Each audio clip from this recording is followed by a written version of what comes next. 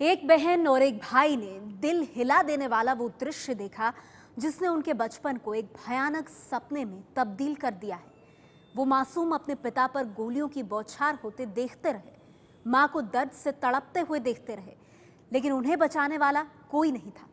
उस भयानक वारदात के गवाह उन दो बच्चों ने जब कहा कि उन्होंने मेरे पापा को मेरे सामने मार डाला, तब सुनने वालों का कलेजा भी मुंह तक आ गया। एनआईए अधिकारी तंजील अहमद की हत्या के 2 दिन बाद भी जांच एजेंसियों के हाथ खाली हैं। पुलिस को अभी तक इस हत्याकांड का कोई सुराग नहीं मिला है। तंजील अहमद की पत्नी जख्मी हालत में अस्पताल में है और उनके 2 बच्चे गम और दहशत के माहौल में। आप भी सुनिए उन मासूमों के गम की ये दर्दनाक कहानी।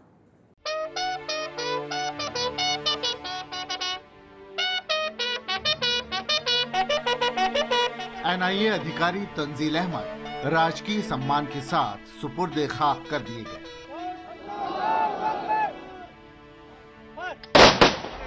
लेकिन उनकी हत्या के 45 घंटे बाद भी पुलिस के हाथ खाली।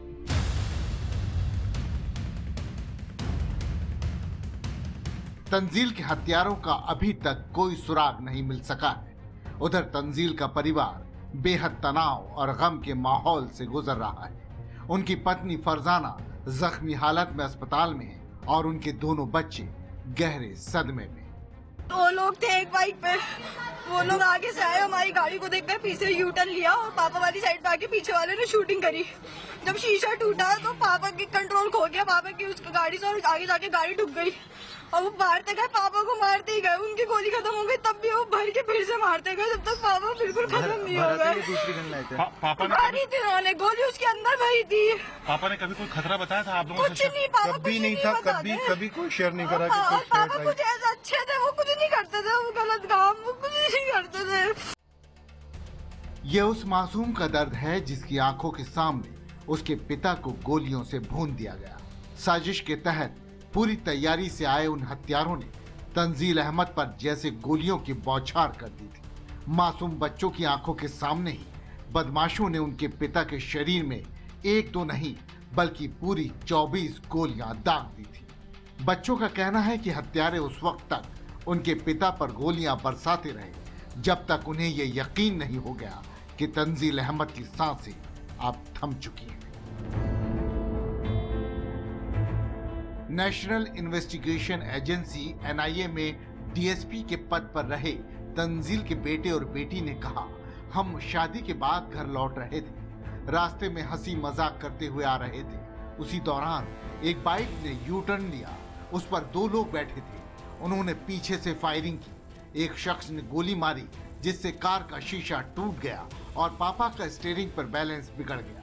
इसके बाद हत्यारों ने गोलियां बरसानी शुरू कर दी। उन लोगों ने गोलियां खत्म हो जाने के बाद फिर से गन को रिलोड कर गोलियां चलाई। जब तक पापा की मौत नहीं हो गई तब तक वो गोलियां मारते रहे। तंजील की 10 साल की बेटी ने कहा, वहां कोई आसपास का या पुलिस वाला मदद के लिए नहीं पहुंचा।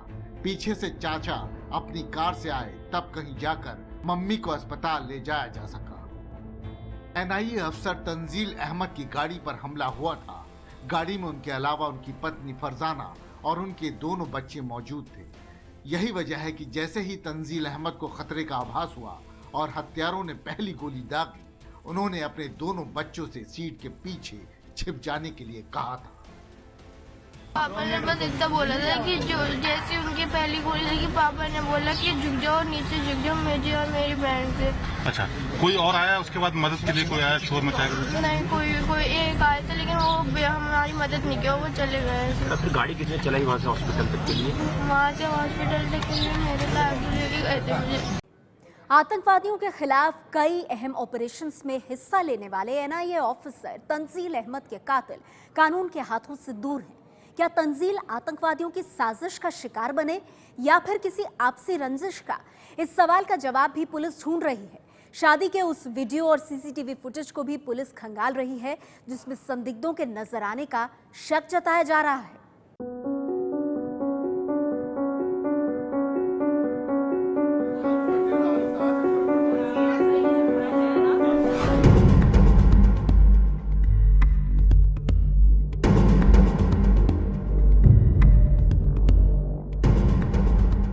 देश की राजधानी दिल्ली से करीब 150 किलोमीटर दूर उत्तर प्रदेश का बिजनौर जिला है।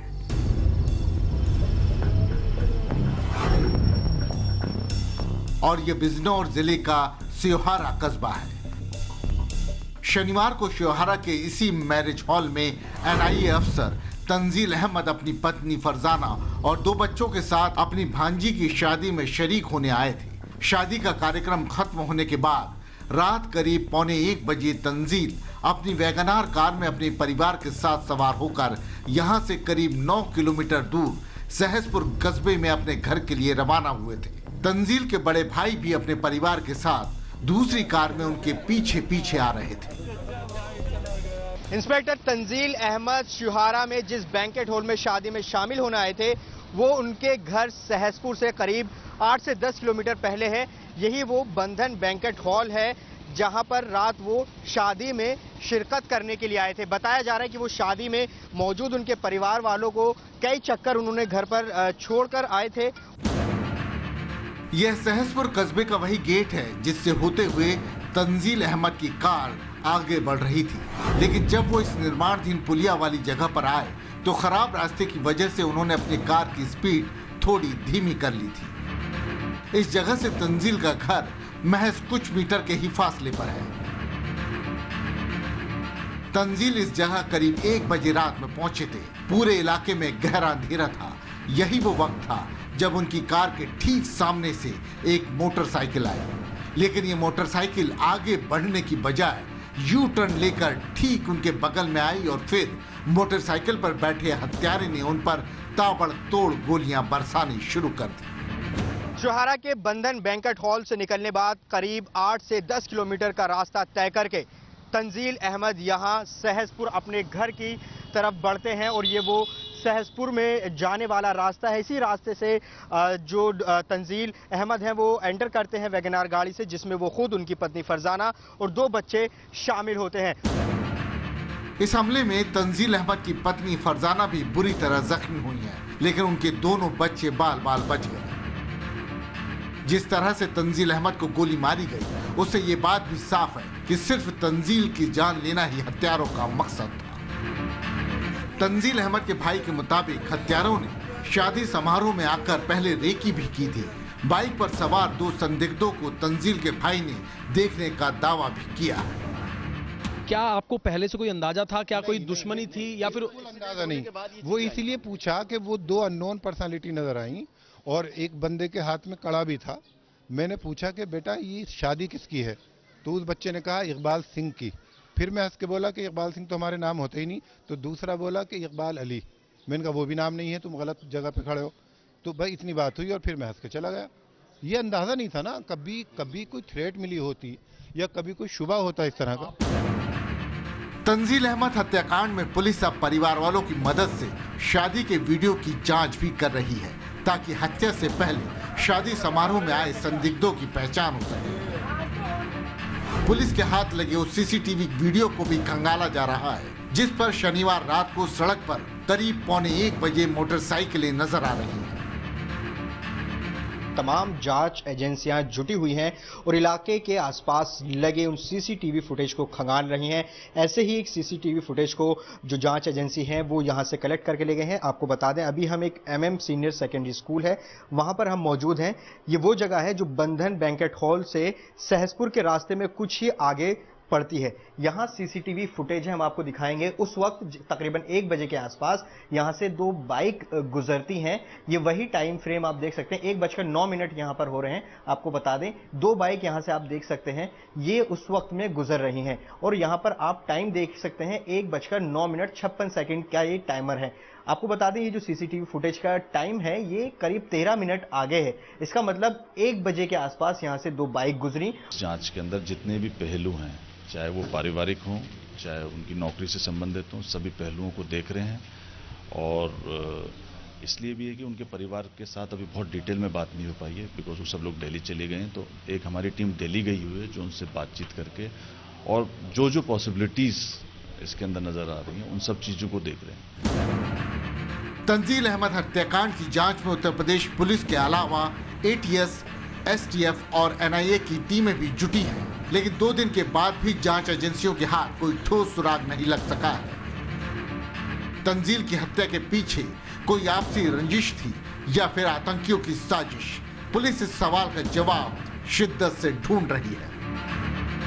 दरअसल पुलिस को आतंकवादियों पर शक इसलिए भी हो रहा है क्योंकि एनआईए में रहते हुए तंजील अहमद ने आतंकवादियों के खिलाफ कई ऑपरेशन में अहम रोल निभाया था। जो कल वीडियो देखा गया था उसमें 2-3 लोग आइडेंटिफाई किए थे, लेकिन अभी हम उस पर इसलिए श्योर नहीं है कि हो सकता है वो इलेक्ट्रिशियन हो या कोई और वो पहचान नहीं हो। तो इसलिए जब हम उनका जो परिवार चूंकि दिल्ली चला गया, एक बार उनको दिखा लें, उसके बाद फिर हम इस कंक्लूजन में पहुंच पाएंगे कि ये लोग मतलब उस गलत लोग तो नहीं।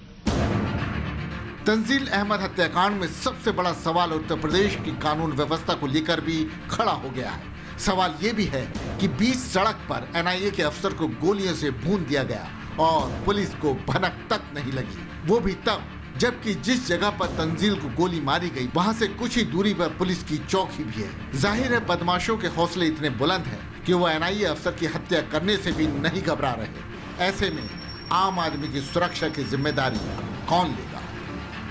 Tanzeel Ahmad national investigative agency यानी एनआईए में डीएसपी के पद पर काम कर रहे थे। वो 6 साल पहले बीएसएफ से एनआईए में आए थे।